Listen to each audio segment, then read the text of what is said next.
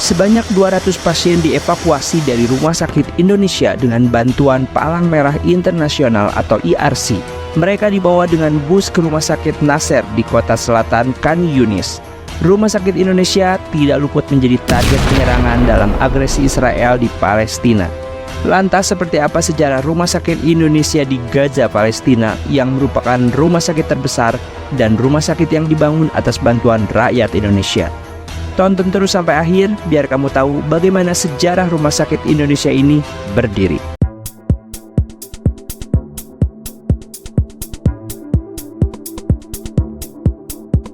Assalamualaikum warahmatullahi wabarakatuh.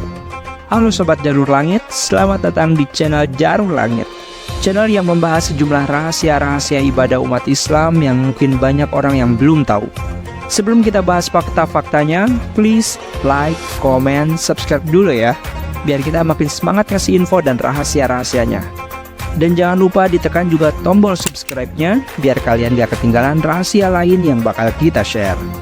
Berawal dari gempuran dahsyat dari Israel pada tanggal 27 Desember 2008 ke jalur Gaza, menurut data Kementerian Kesehatan Palestina di Gaza, akibat agresi Israel selama 22 hari tersebut, setidaknya jumlah korban yang syahid tercatat mencapai 1.366 orang yang terdiri dari 437 anak-anak, 110 wanita, dan 123 lansia.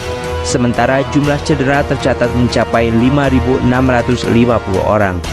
Pada tanggal 1 Januari 2009, tim medis Mercy bersama dengan tim pemerintah Republik Indonesia berangkat ke Gaza guna menyalurkan bantuan kepada para korban.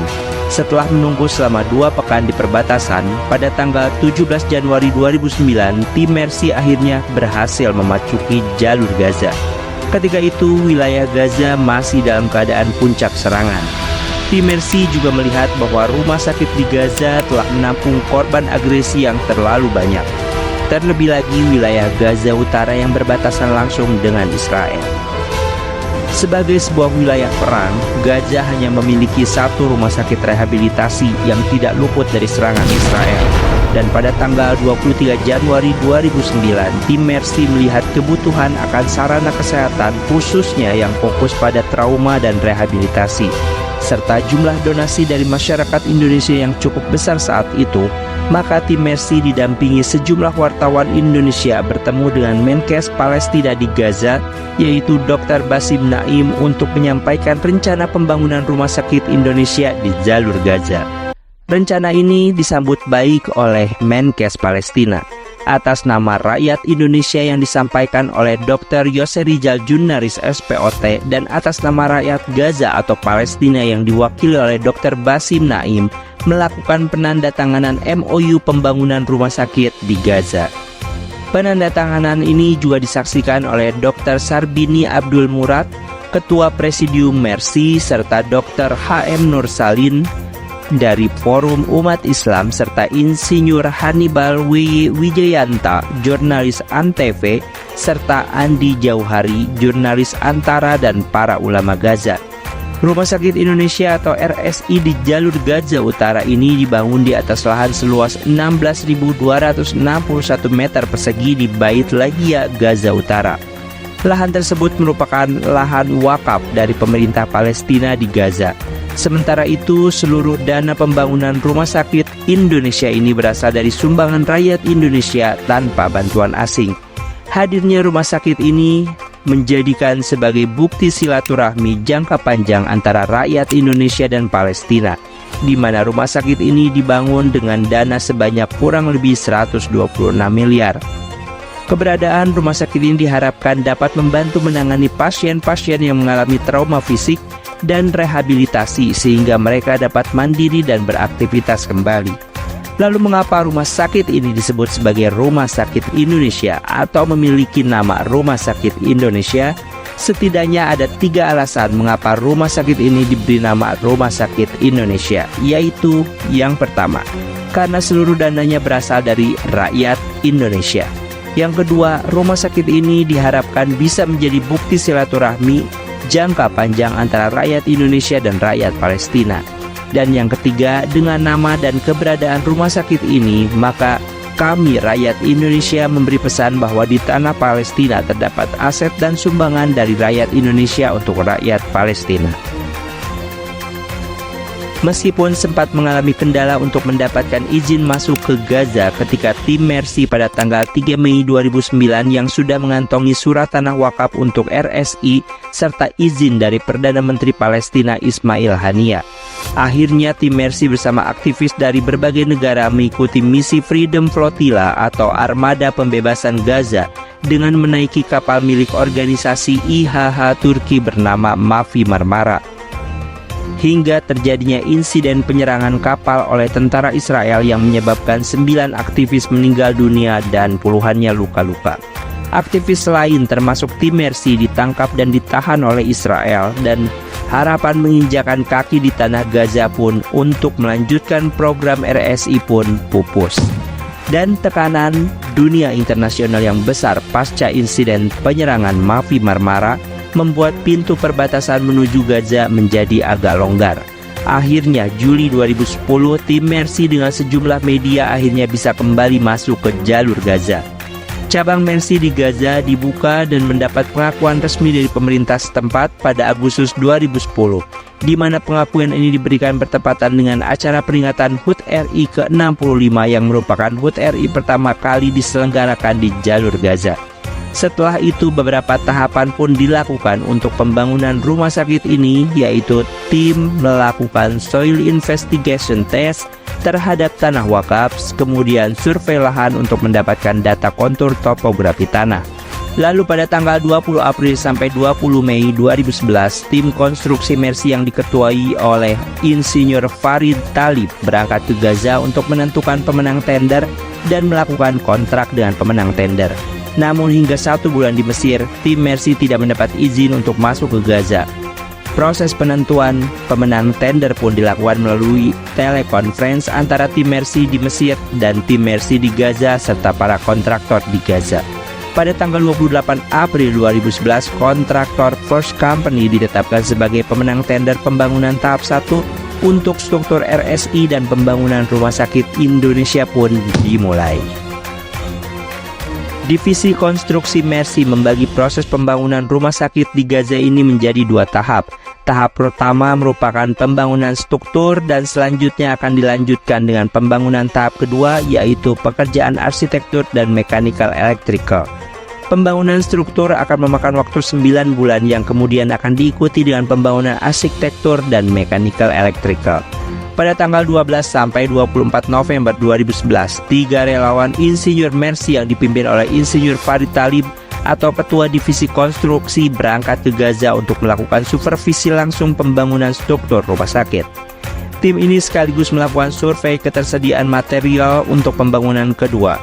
Lalu pembangunan tahap 1 rumah sakit ini terdiri dari 2 lantai dan 1 lantai basement ditambah 1 lantai area tengah atau middle area yang telah selesai 100% pada tanggal 28 April 2012. Dan selanjutnya pembangunan tahap 2 berupa pekerjaan arsitektur dan juga mechanical electrical pun dimulai. Pada pembangunan rumah sakit Indonesia tahap 2 berbeda dengan pekerjaan pada tahap pertama yang dilakukan oleh kontraktor lokal. Pekerjaan tahap kedua ini selanjutnya dilakukan oleh putra-putri bangsa Indonesia, baik insinyur maupun pekerjanya. Pada 20 Juli 2012, Mercy memberangkatkan 4 relawan teknisnya ke Gaza, dan mereka bergabung dengan 3 relawan yang masih bertugas di Gaza untuk mempersiapkan kedatangan tim teknis yang lebih besar untuk melakukan pembangunan di tahap kedua. Kemudian Mercy memberangkatkan tim relawan terbesar ke Gaza yang berjumlah 33 orang pada tanggal 21 Oktober 2012. Tim yang terdiri dari 27 orang relawan yang terdiri dari 3 insinyur, 3 dokter, 21 tenaga teknis, dan 6 jurnalis. Sejak kedatangan tim relawan Mercy pada akhir Oktober lalu, para relawan harus mulai terbiasa dengan suara bom dan juga rudal Israel. Sebanyak 21 relawan yang merupakan tenaga teknis akan menetap di Gaza dan bergabung dengan 7 relawan yang telah berada di sana sebelumnya. Sehingga jumlah seluruh relawan yang ada di Gaza menjadi 28 orang, dan mereka akan bertugas untuk pembangunan tahap kedua. Pada tanggal 1 November 2012, pembangunan tahap kedua rumah sakit ini resmi dimulai dengan pimpinan proyek oleh Insinyur Nur Ihwan Abadi, dan pembangunan proyek ini diperkirakan akan memakan waktu sampai dengan 1,5 tahun. Sebagai wilayah okupasi, serangan bom dan rudal adalah hal yang biasa meskipun tidak bersifat masif. Tetapi begitu pun juga dengan drones atau pesawat tanpa awak dan juga pesawat jet F-16 Israel yang terus berputar-putar di langit Gaza. Lalu pada Rabu 14 November 2012, serangan Israel telah menyebabkan pimpinan militer Hamas Ahmad Al-Zabari syahid. Hal inilah yang membuat kemudian memicu kondisi jalur Gaza menjadi memanas. Seiring dengan serangan Israel yang makin membabi buta di jalur Gaza, seluruh relawan atas instruksi Mercy Pusat Jakarta mengamankan diri di ruangan basement rumah sakit. Selama 8 hari serangan berlangsung, semua relawan dalam keadaan selamat dan tetap mengerjakan pembangunan tahap 2 di ruang basement rumah sakit. Bangunan rumah sakit juga tidak mengalami kerusakan yang berarti meskipun beberapa kali bom dan rudal Israel jatuh yang tak jauh dari lokasi rumah sakit. Hanya ada beberapa kaca rumah sakit yang pecah akibat getaran bom dan rudal tersebut. Setelah mengalami lika-liku pembangunan, akhirnya rumah sakit pun rampung dan kemudian resmi beroperasi pada tanggal 27 Desember 2015. Rumah sakit ini memiliki kapasitas 100 tempat tidur dan dilengkapi dengan berbagai fasilitas kesehatan seperti ruang rawat inap, ruang operasi laboratorium, dan juga radiologi. Pemerintah Indonesia secara resmi menyerahkan rumah sakit tersebut kepada pihak Palestina yang dilakukan oleh Wakil Presiden Republik Indonesia Yusuf Kala. Rumah sakit ini sendiri telah mengalami serangan dari pihak Israel sebanyak beberapa kali, yaitu pada tahun 2011, bom Israel meledak di dekat lokasi rumah sakit, di mana 2 orang tewas dan sejumlah orang mengalami luka-luka, sementara 17 orang relawan Indonesia mengamankan diri di lantai dasar bangunan rumah sakit. Lalu pada tahun 2021, rumah sakit juga menjadi target serangan Israel, di mana serangan tersebut mengakibatkan plafon kantor administrasi Rumah Sakit Indonesia copot. Itu dia guys, sejarah berdirinya Rumah Sakit Indonesia di Gaza, Palestina, yang menjadi salah satu dukungan rakyat Indonesia untuk tanah Palestina. Rumah Sakit Indonesia menjadi salah satu rumah sakit terbesar di Gaza dan menjadi rumah sakit rujukan sampai pada tanggal 18 November 2023. Kepala Rumah Sakit Atif Al-Kahlut menyampaikan bahwa rumah sakit berhenti beroperasi karena kekurangan pasokan listrik dan juga energi, yang dilansir oleh Al Jazeera. Kita doakan semoga Rumah Sakit Indonesia bisa segera beroperasi kembali untuk membantu rakyat Palestina. Amin ya Allah ya Rabbal Alamin. Oke guys, kalau kalian merasa info ini bermanfaat, please like, comment, share, and subscribe channel ini biar kita makin semangat untuk share info lainnya yang lebih bermanfaat. Oke, sekian dulu. Wassalamualaikum warahmatullahi wabarakatuh. Dadah.